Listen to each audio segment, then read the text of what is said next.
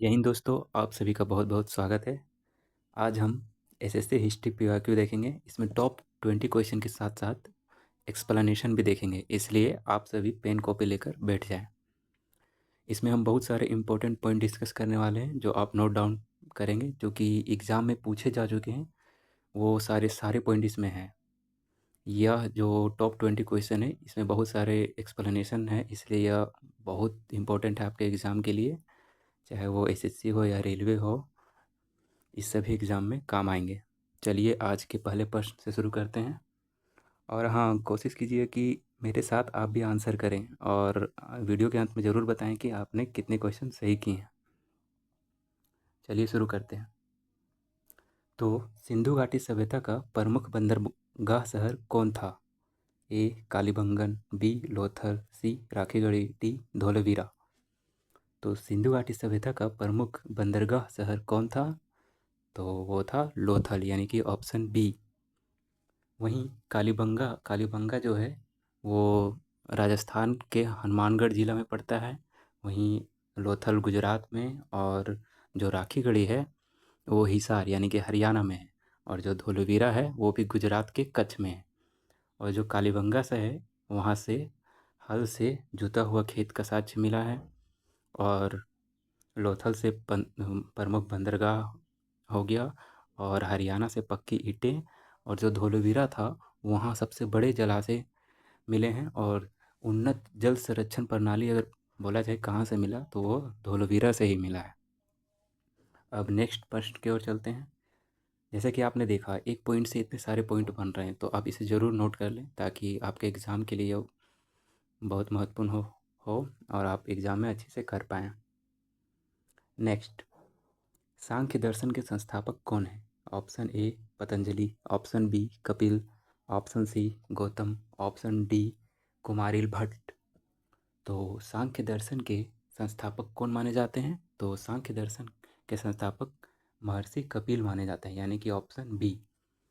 जैसे कि भारतीय इतिहास में 6 आस्तिक दर्शन हैं, जिसमें से सबसे प्राचीन जो है वो सांख्य दर्शन ही है। आस्तिक दर्शन का अर्थ यह हुआ कि जो वेदों को प्रमाण मानते हैं, यानी कि वेदों को ही सत्य मानते हैं, वही आस्तिक दर्शन है। तो ये 6 आस्तिक दर्शन कौन कौन से हैं? तो पहला आपने देखा कि जो सांख्य दर्शन है वो कपिल मुनि के द्वारा लिखा गया है, ये पहला हो गया। और दूसरा हो गया न्याय दर्शन, जो कि गौतम के द्वारा लिखा गया है। और तीसरा हो गया वैशेषिक दर्शन, जो कि कणाद के द्वारा लिखा गया है। और चौथा हो गया योग दर्शन, जो कि पतंजलि के द्वारा लिखा गया है। और पांचवा हो गया पूर्व मीमांसा दर्शन, जो कि जेमिनी के द्वारा लिखा गया है। और वहीं छठवां हो गया वेदांत दर्शन, जो कि वाद नारायण के द्वारा लिखा गया है। तो आपने देखा यह क्वेश्चन यहाँ तक कि यूपीएससी में भी पूछा गया है मैच करने के लिए 6 आस्तिक दर्शनों को, इसलिए यह तो और महत्वपूर्ण प्रश्न है। चलते हैं नेक्स्ट। अब हम राजत रंगिनी ग्रंथ किससे संबंधित है? तो जो राजत रंगिनी ग्रंथ है वो किससे संबंधित है? ऑप्शन ए मगध के राजा, ऑप्शन बी कश्मीर के राजा, ऑप्शन सी गुप्त साम्राज्य, ऑप्शन डी मौर्य साम्राज्य। तो इसका आंसर क्या होगा? तो इसका आंसर है कश्मीर के राजा। जो रजत रंगिनी है वो कश्मीर के राजाओं के बारे में ही उल्लेख करता है। और जो हर बार एग्ज़ाम में एसएससी में पूछा जा चुका है बहुत सारे एग्ज़ाम में कि रजत रंगिनी के लेखक कौन है। तो रजत रंगिनी के लेखक कौन है? कल्हण है, जो कि 1148 ईस्वी में इसकी रचना किए थे। नेक्स्ट चलते हैं। यवनिका यानी कि पर्दा भारतीय रंगमंच में किसके द्वारा लाया गया था?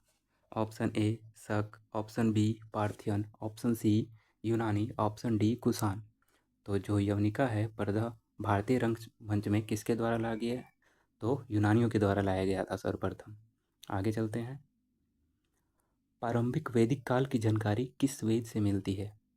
Option A Yajurveda, option B Rigveda, option C Samaveda, option D Atharvaveda. तो जो प्रारंभिक वैदिक काल है उसकी जानकारी ऋग्वेद से मिलती है। चारों वेदों में सबसे प्राचीन वेद माना जाता है ऋग्वेद को। ऋग्वेद में ही ये गायत्री मंत्र का उल्लेख मिलता है। चलिए आगे चलते हैं। मौर्य साम्राज्य के संस्थापक कौन थे?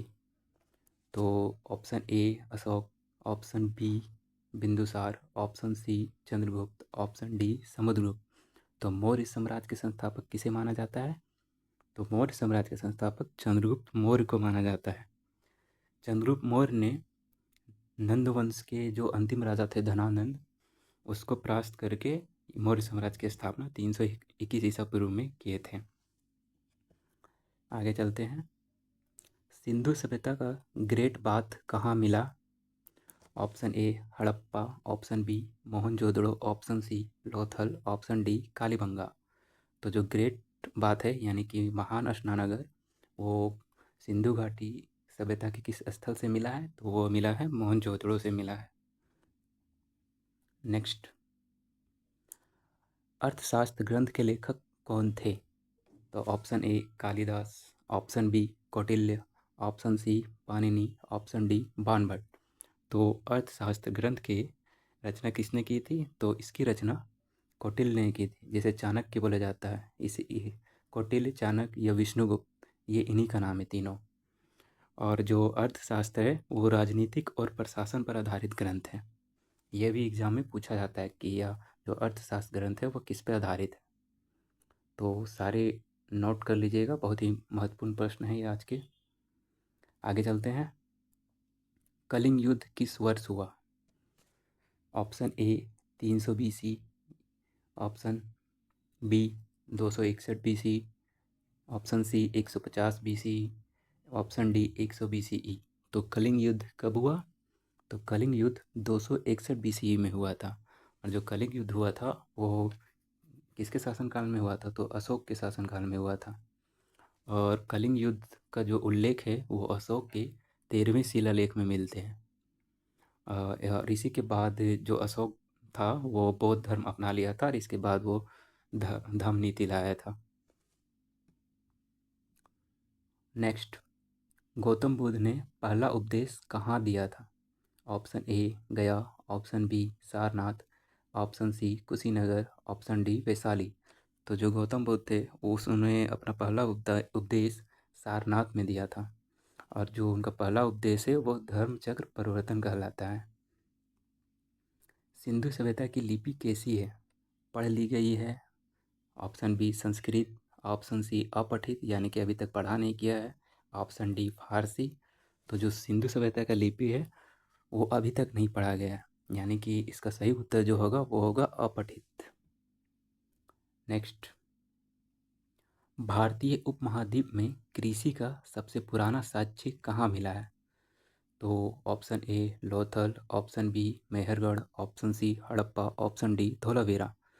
तो जो भारतीय उपमहाद्वीप में है वो कृषि का सब साक्ष्य जो मिला है वो मेहरगढ़ से मिला है। आगे चलते हैं। अकबर के शासनकाल में दीन इलाही की शुरुआत कब हुई? तो ए 1575, बी 1582, सी 1600, डी 1560। तो अकबर ने दीन इलाही की शुरुआत कब की थी? तो ये की थी 1582 में। जो दीन इलाही है वो अकबर का धार्मिक ग्रंथ है। इसमें अकबर ने धर्म सहिष्णुता, धर्म के नियम, शासन कैसे चलाना है राज्य में, उसके बारे में उल्लेख किया है। आगे चलते हैं। पानीपत की पहली लड़ाई किसके बीच हुई? तो ऑप्शन ए बाबर और इब्राहिम लोदी, ऑप्शन बी अकबर और हेमू, ऑप्शन सी बाबर और राणा सांगा, ऑप्शन डी हुमायूं और शेरशाह। तो पानीपत की पहली लड़ाई किसके बीच हुई है? तो पानीपत की पहली लड़ाई बाबर और इब्राहिम लोदी के बीच हुई है। और पानीपत की पहली लड़ाई कब हुई थी? 1526 ईस्वी में। अकबर ने सबसे 4 महत्वपूर्ण युद्ध लड़े थे: पानीपत, खानवा, चंदेरी और घाघरा का युद्ध। ये चारों युद्ध बाबर द्वारा लड़े गए हैं जो कि महत्वपूर्ण है। इसमें से आप याद रख सकते हैं चारों के चारों, क्योंकि चारों का जो डेट है वो सीरियल वाइज है। जैसे कि पानीपत का जो है वो 1526 है, वहीं खानवा का 1527 है, चंदेरी का 1528 है और जो घाघरा का है वो 1529 है। अब तीनों को सीक्वेंस में भी एग्ज़ाम में पूछे जाते हैं कि सबसे पहले युद्ध कौन से हुआ, इस तरह अरेंज करने के सवाल भी आ रहे हैं एग्ज़ाम में। अब जो एग्ज़ाम में क्वेश्चन आ रहे हैं वो थोड़ा अपग्रेडेड आ रहे हैं, तो इसे याद करने के लिए आप ट्रिक बना सकते हैं, जैसे कि पानीपत, खानवा, चंदेरी और घाघरा।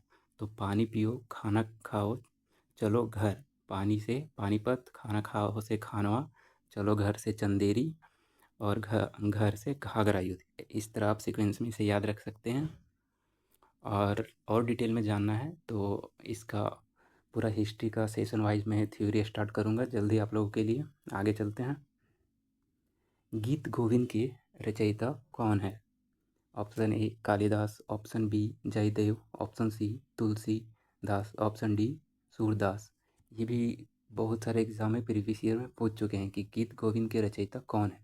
तो गीत गोविंद के रचयिता जयदेव है। नेक्स्ट, 1857 की क्रांति में कानपुर का नेतृत्व किसने किया? तो 1857 की क्रांति से आप सभी भली भांति परिचित होंगे। तो कानपुर में इसका नेतृत्व करता कौन थे? तो option A Rani Lakshmibai, option B Nana Sahib, option C Begum Hazrat Mahal, option D Kunwar Singh. तो कानपुर में थे नाना साहेब। वहीं रानी लक्ष्मीबाई कहाँ से थे? झांसी से। और जो बेगम हजरत महल थी वो लखनऊ से, और कुंवर सिंह बिहार से। और एग्ज़ाम में अब जो क्वेश्चन पूछा जाता है वो मैच द फॉलोइंग पूछा जाता है। आपको ये क्रांतिकारी दे देंगे और उसके किस राज्य से संबंधित थे, इस तरह भी सवाल आ रहे हैं। तो इस प्रश्न का उत्तर हो गया नाना साहेब। आगे चलते हैं। अस्थाई बंदोबस्त किसने लागू किया? Option A lord Dalhousie, option B Cornwallis, option B Wellesley, option D Canning. तो जो अस्थाई बंदोबस्त है इसे जमींदारी बंदोबस्त भी बोला जाता है, क्योंकि इसमें जो ज़मीन में जो टैक्स लगाया गया था वो अस्थाई रूप से लगाया गया था, और इसमें जो वसूली का काम करते थे वो जमींदारों के द्वारा किया जाते थे, जो बहुत ही कुर थे। इसलिए इसे जमींदारी बंदोबस्त भी कहा जाता है। और ये 1793 ईस्वी में लागू हुआ बंगाल, बिहार और उड़ीसा के क्षेत्र में। तो इस प्रश्न का उत्तर क्या होगा? किसने लागू किया? तो लॉर्ड कॉर्नवालिस ने किया, यानी कि ऑप्शन बी। आगे की ओर चलते हैं।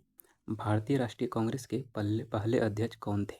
Option A Dadabhai Naoroji, option B WC Banerjee, option C Bal Gangadhar Tilak, option D Krishna Gopal Krishna Gokhale. तो भारतीय राष्ट्रीय कांग्रेस के पहले अध्यक्ष कौन थे? तो WC बनर्जी, यानी कि वेमोस चंद्र बनर्जी। आगे चलते हैं। जालियांवाला बाग हत्याकांड कब हुआ था? तो जालियांवाला बाग हत्याकांड option A 1915, option B 1919, option C 1921, option D 1930। तो जालियांवाला बाग हत्याकांड कब हुआ? 1919। लेकिन एग्ज़ाम में कभी कभी पूरा डेट भी पूछा जाता है। तो 13 अप्रैल 1919, और कभी कभी दिन भी पूछा जाता है। तो जालियांवाला बाग जो हुआ था वो वैसाखी के दिन हुआ था, और जो गोली चलाने का आदेश दिया था वो जनरल डायर ने दिया था। बाकी और डिटेल में जानेंगे अगले वीडियो में, थ्योरी क्लास में। चलिए, आप अपना स्कोर कमेंट करें कि कितना आपका सही हुआ, और कैसा आपको यह क्लास लगा कमेंट में ज़रूर बताएं। इसी तरह आगे और भी हम सीरीज़ लाएंगे आप लोगों के लिए, इसी तरह पूरे डिस्क्रिप्शन के साथ। चलिए मिलते हैं अगले वीडियो में। धन्यवाद।